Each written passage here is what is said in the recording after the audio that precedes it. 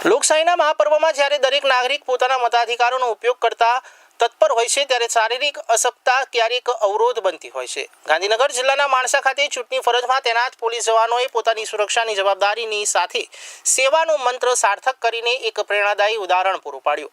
માણસાના મતદાન મથકો પર સવારથી જ મતદારોની લાઈનો લાગી હતી ત્યારે આ ભીડ અને ગરમી વચ્ચે અનેક એવા વૃદ્ધ અને દિવ્યાંગ મતદારો પણ હતા જેમને ચાલવામાં કે મતદાન મથક સુધી પહોંચવામાં તકલીફ પડી રહી હતી।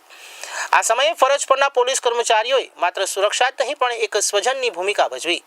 પોલીસ કર્મચારીઓ દેસાઈ અંકિત કુમાર, મહેન્દ્ર સોલંકી અને પંકિત રાઠોડ સહિતની ટીમે મતદાન મથક પર આવતા અશક્ત મતદારોને જોતા જ તેમની વહારે દોડી ગયા। કોઈ વડીલને હાથ પકડીને મતદાન મથક સુધી દોડી ગયા તો કોઈ દિવ્યાંગને વ્હીલચેરને સહારો આપી બૂથ સુધી પહોંચાડવાની કામગીરી આ કર્મીઓએ હસતા મુખે કરી। સામાન્ય રીતે પોલીસની છબી કડક શિસ્ત ધરાવતા અધિકારી તરીકેની હોય છે, પરંતુ અહીં દ્રશ્યો કંઈક અલગ જ જોવા મળ્યા। અત્યંત અશક્ત મતદાતાઓની ચિંતા અને તેમની પ્રત્યેનો આદર ભાવ જોઈને ત્યાં હાજર અન્ય નાગરિકો પણ ભાવ વિભોર બન્યા। સવારથી સાંજ સુધી સતત ફરજ પર હોવા છતાં આ કર્મચારીઓના ઉત્સાહમાં સહેજ પણ ઘટાડો જોવા મળ્યો ન હતો।